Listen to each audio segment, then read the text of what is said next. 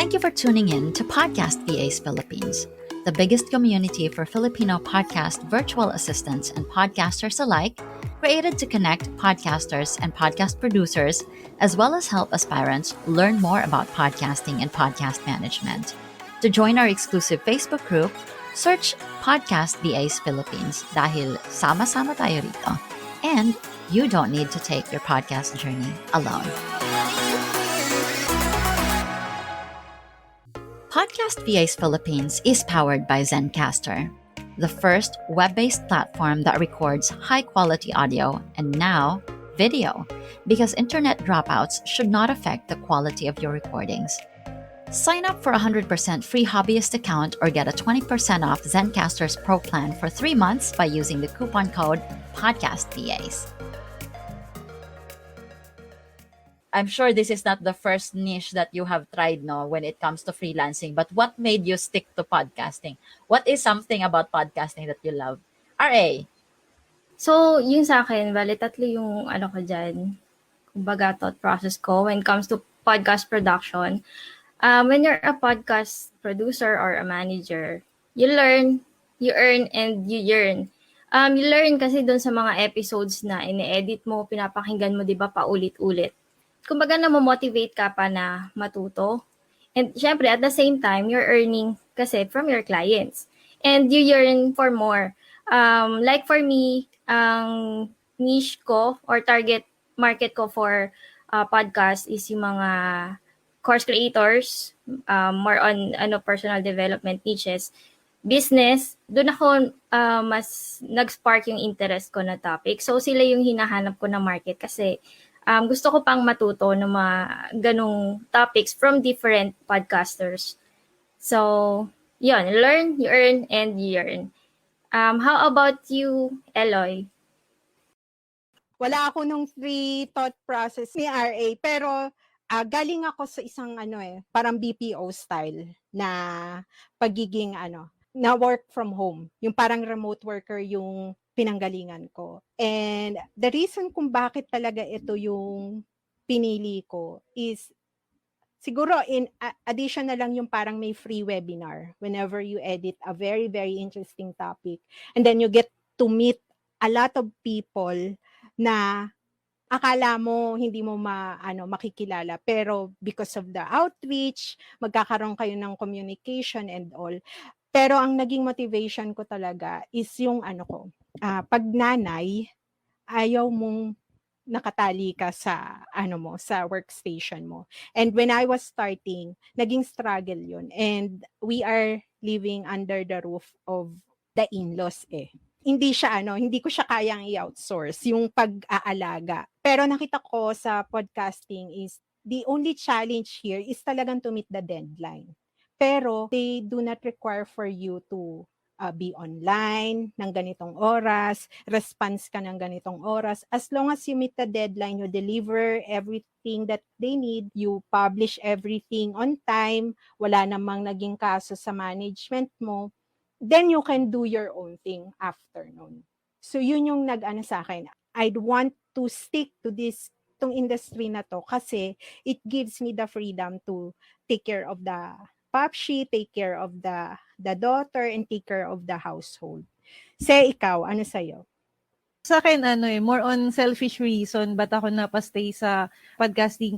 Bukod dun sa sinabi ni RA na na yung thought process na learn, earn, and yearn. Parang sa akin, nakita ko kasi yung purpose ko. Kasi before I dive into freelancing, civil engineer ako by profession. And yun yung akala kong path na, alam mo yun yung pangarap ng parents ko for me. And iniwan ko yun dahil I started my own family. And parang feeling ko wala na akong babalikang career. When I did freelancing, tapos napunta ako sa podcast, yun nga, selfish reason nga, nakita ko yung parang purpose ko na, parang there's another break for me to parang function well again sa isang career na na ma-enjoy ko, at the same time magiging ko, parang amplifier ako nung mga brand partners rin kasi yung tawag ko dun sa mga clients ko, na isa ako dun sa parang tool for them to broadcast their message. And pagka nakikita mo na yung client mo is nakakatulong sa ibang tao, parang ikaw na rin yun, yung win ng client mo parang sa'yo na din yun. So more than yun nga, yung selfish reason is I saw my purpose dun sa podcasting niche. Ayan. Ikaw, Miko? Why made you love podcasting? Wow, napakagandang tanong nun ah. The first thing na narinig ko sa podcasting nung bago-bago pa lang is Leo Porte.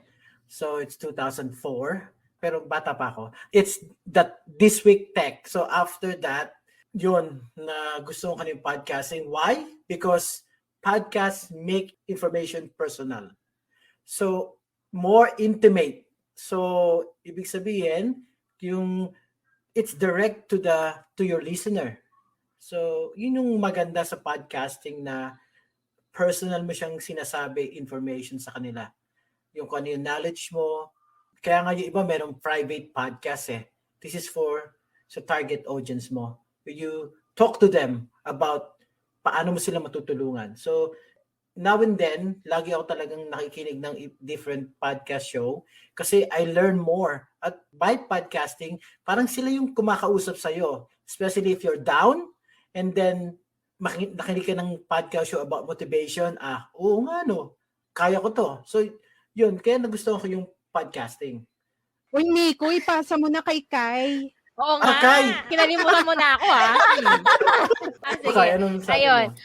Actually, I super agree with Miko na kasi there's something with audio na it touches the heart. Kasi alam naman natin sa audio, di ba? Even if it's a 5-minute audio, 15-minute audio, especially yung 1 hour, di ba? There's a lot of substance na at the end of the audio na parang, ay, okay, parang feeling ko close kami ni ni host, di ba? May something siyang ganon na characteristic. Kaya, yun din yung isa sa mga reasons ko. Apart from first, nung nag-start ako podcast editor, actually halos lahat doon nag-start, di ba? Pero alam mo yan, as you grow, parang since ako noon wala pa talaga akong alam sa podcasting, even nung time na na-assign sa akin yung podcasting, hindi ko talaga siya alam na ganun siya kalaki. So as I go with podcasting, with podcast editing, nakaka-discover ako podcast editing. Okay, podcast management. Tapos, naalala ko, tinatanong ko yung sarili ko, paano naman nila i-grow yung podcast nila if ganito lang yung service na i-offer? Then, yung podcast marketing. So, the umbrella is so big. I created yung roadmap before, yung sa umbrella ng podcast services. And it's really big. Kung mapapansin mo, parang it's a huge production eh. If you'll cover from production to marketing management, ang laki niya. Kaya parang there's a lot of space talaga for you to grow sa industry ng podcasting and at the same time, help the client. Regarding the substance, I have a client na nag-pivot kasi ako ngayon sa functional medicine, alternative medicine, holistic approach kasi na-touch ako dun sa story ni client na mag-asawa sila. Yung asawa niya nagka-cancer. Sadly, namatay nung July. Pero their business was created, their podcast was created to spread information and awareness about holistic approach. Kasi nga, kumbaga yung story ng asawa niya, they don't want that to happen to a lot of people. Kaya yun yung naging reason nila. So, there's a lot of, deep reason na sinusupport ng podcasting. Kasi podcasting is a platform for you to get your message across genuinely, di ba? And I always say na kapag even though we work behind computers, mararamdaman mo pag ang tao walang interest sa purpose niya. Yung tipong nag-create lang siya ng content just for the sake of creating content. And I think podcasting has that characteristic for you to identify if a person is genuine or not. So, as podcast producers, I can definitely say 100% that we are, parang kumbaga as producers, we are the bridge to our clients' purpose and also to meet their ideal clients. Alam mo yun, to help them with their process smoothly. Kaya, like for example, si RA, ang target niya is content creators. And for content creators, ang target nila is, ang goal nila for sure, ang purpose nila for sure is to help change lives din, di ba? So, that's a big thing, di ba? And meron din yung sa diversity naman, they talk about racial discrimination and all. So, it's a big cause behind sa podcast services. So, ayun, that's the reason why I yeah, I discover na, ay, okay, this is really for me. I hope that episode helped. Be on the loop for future episode with loads of learning by subscribing to this podcast on Spotify, YouTube, Amazon Podcast, or wherever you listen to your podcast. Connect with Filipino podcasters, podcast VAs, and aspiring podcast VAs by joining our group. You may also follow us on Facebook, Instagram, and YouTube. Simply search Podcast VAs Philippines. For questions or inquiries, email us at podcastvasph@gmail.com. I hope you have a great day, keep hustling, and we'll see you on the next one.